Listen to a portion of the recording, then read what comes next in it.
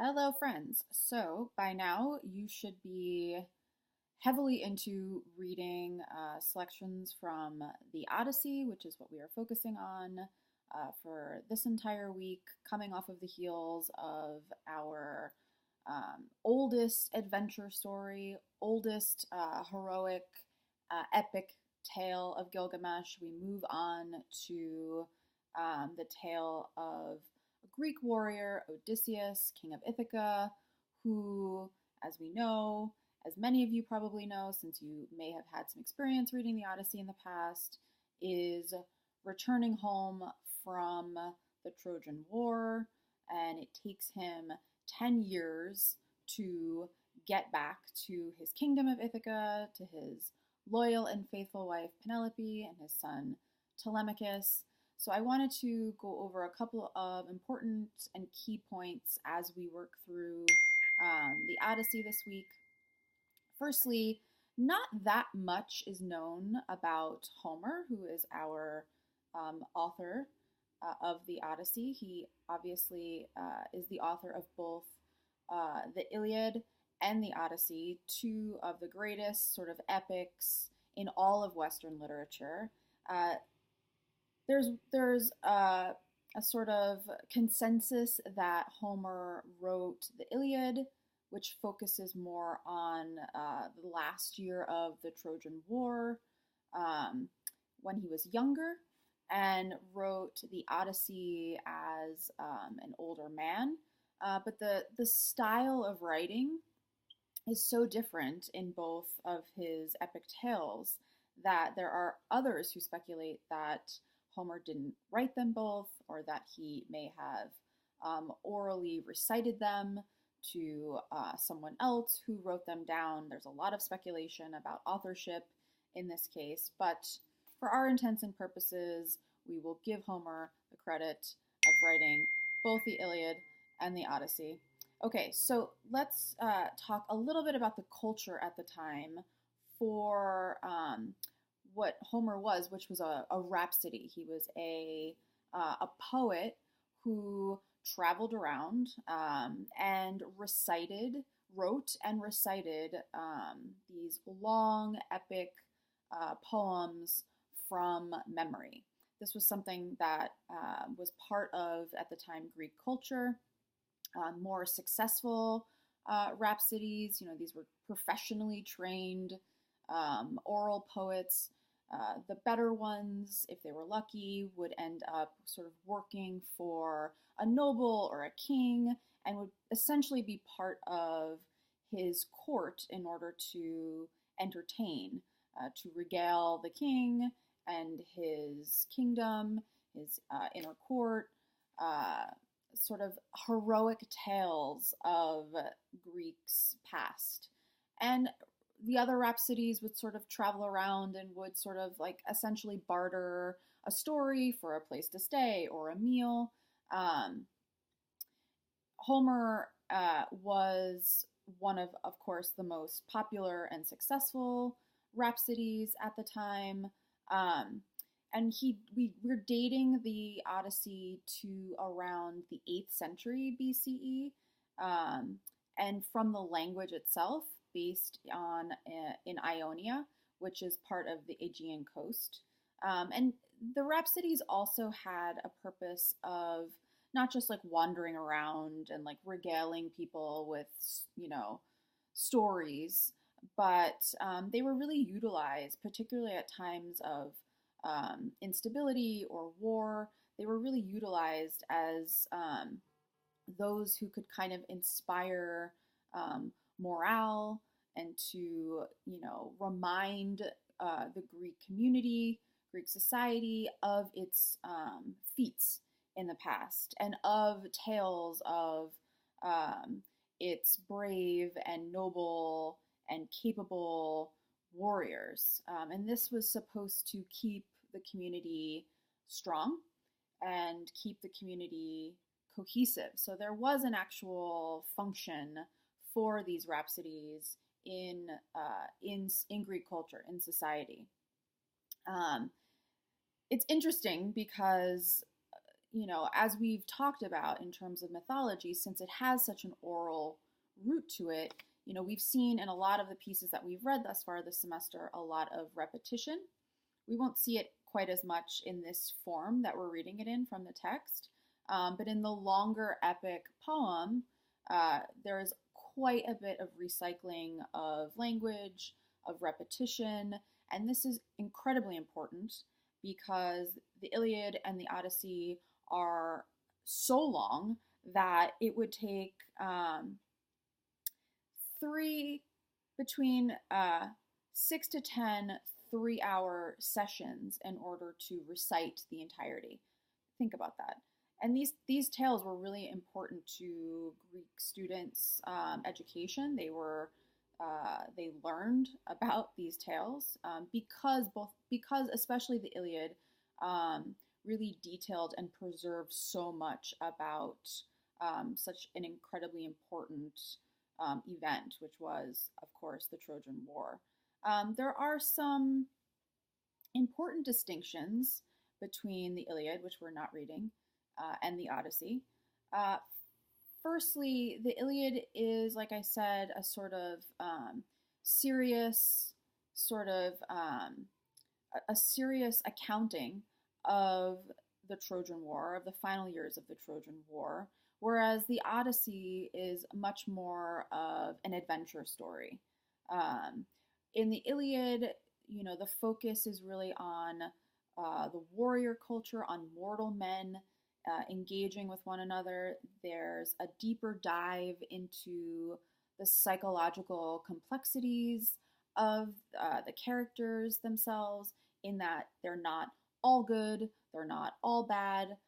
They're wrestling with their allegiances to their people and to the purpose of them being in war, and also their own personal desires and needs and wants. So it's more of a sort of psychological musing on some of the mortal men, mortal characters in the Iliad, whereas in the and there's a real focus on the warrior culture at the time, which really valued strength and bravery and nobility, and the warrior's job was essentially to die in battle. That was the sort of highest honor that a man could achieve, a warrior could achieve at the time.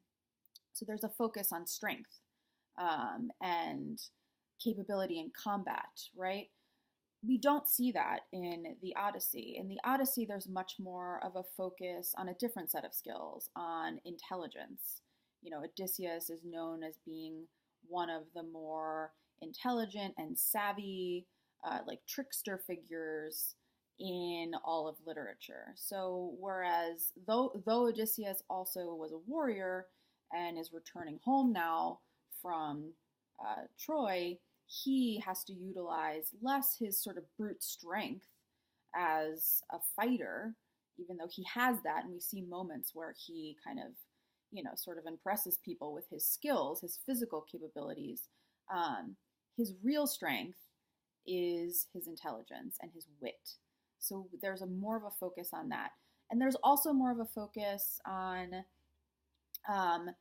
sort of a different cast of characters. We have monsters, we have nymphs, we have these sort of supernatural like figures in the Odyssey, whereas we do not see that in the Iliad. The Iliad is much more based on reality and real life and warrior culture and mortal men, whereas we get a variety of characters in the Odyssey itself.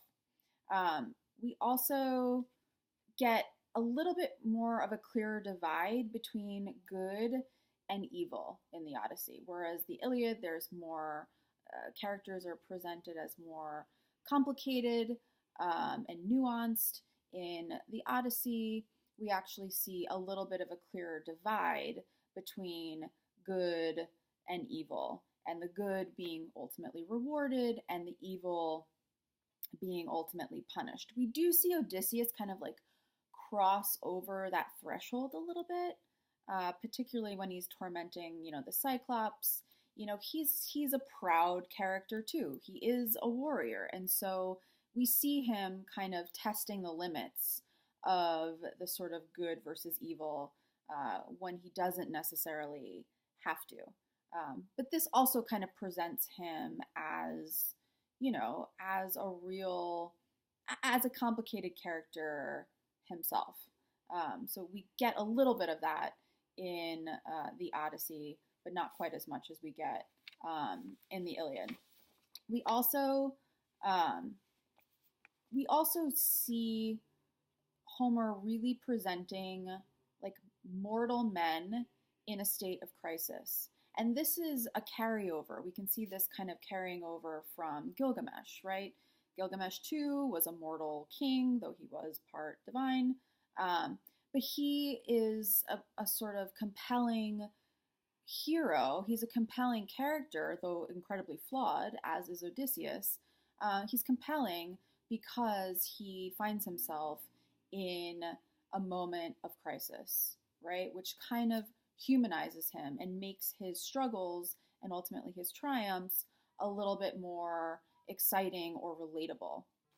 Odysseus is similar in some ways, in that he too experiences a crisis of trying to get back home, trying to reunite with his wife and his family.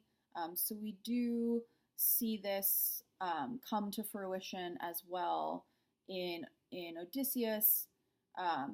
Maybe not as poignantly as we see it in Gilgamesh, but Homer was aware of the Epic of Gilgamesh, and he does sort of borrow from the sort of portrait of Gilgamesh when writing his own sort of heroic figures, and in this case, Odysseus being the primary figure. We also see women presented in a sort of interesting way. In the Iliad, this is another fundamental difference. Women were prizes for warriors. The braver and the more successful the warrior, the more sweet his prize in being able to be gifted with an actual slave who was typically a sort of priestess or was among like the sort of royal or noble class, and she was essentially a prize for his achievements. We don't see that in the Odyssey. In the Odyssey, we have Penelope as our primary female figure, female character, who also, like her husband, is witty and smart and scheming. So she had, and powerful, Odysseus was gone for 20 years, and she was essentially head of the household. She was, for all intents and purposes, running the show, like running the kingdom. So she had quite a bit of power, and also is sort of presented as incredibly capable and incredibly intelligent. She is presented as more of a counterpoint to her husband rather than an underling, which is how women are presented more in the Iliad. So that's a bit about some important distinctions between the two texts and some important themes to think about intelligence, about challenges, about strength, mental strength. And I also want us to look at some poetry. Poetry, oh my God. I know some of you are like probably wondering why we're reading more contemporary poetry alongside these epic tales of adventure. But, remember that the Odyssey was originally written in poetic form. And alongside the Odyssey, we're going to be reading some selections of poems by a contemporary poet named Louise Glück, one of my favorite, all time favorite poets. And she writes an entire collection.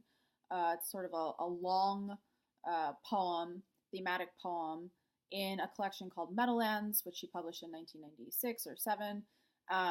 And it's about the dissolution of her marriage. But within that, she intersperses poems written from the perspectives of Odysseus, Penelope, Telemachus. She even gives voice to Circe, and we'll be reading those. And I want us to have this sort of counterpoint because what we don't get is a real, VIP access to these characters' thoughts in the Odyssey, whereas Glick really kind of dives in and gives us this really personal, intimate access to the inner workings of these characters' minds. So we're gonna read those alongside and see and question sort of like what can we glean, what can we gain from reading these poems alongside such a profoundly important historical text. What new insights can we find? What can poetry do that the version that we're reading the Odyssey in prose form cannot? How does Glick use symbolism or the line breaks itself to create some kind of tension that we may not be aware of when we're reading through the actual epic story itself. So I'm hoping that the poems will actually be an interesting counterpart to the text itself.